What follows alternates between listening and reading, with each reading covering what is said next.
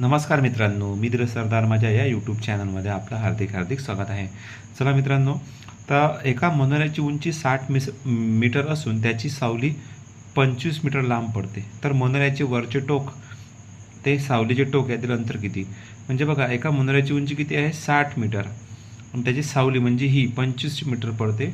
तर त्या मनोऱ्याचं वरचं टोक आणि ह्या खालच्या टोकामध्ये अंतर किती आहे हे पाहायचं आपल्याला. बघा मित्रांनो, तर एकूण अंतर पायथागोरसच्या प्रमेयानुसार काढायचं आपल्याला.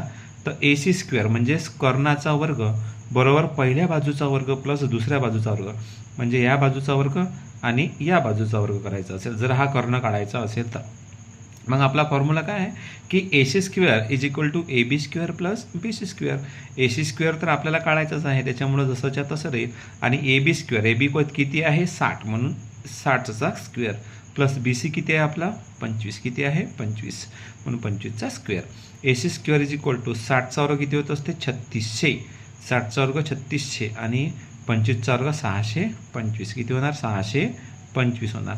मग आता ACचा वर्ग बरोबर 3600 प्लस 625 इज इक्वल टू 4225. किती होते?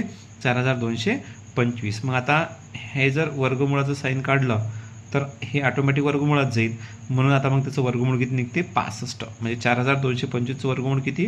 65. म्हणजे इथं आलेलं उत्तर किती आलं? 65. म्हणजे आपलं जे कर्ण आहे त्या कर्णाचा वर्ग जर काढला आपण तर आपला कर्ण आला 65 मीटर.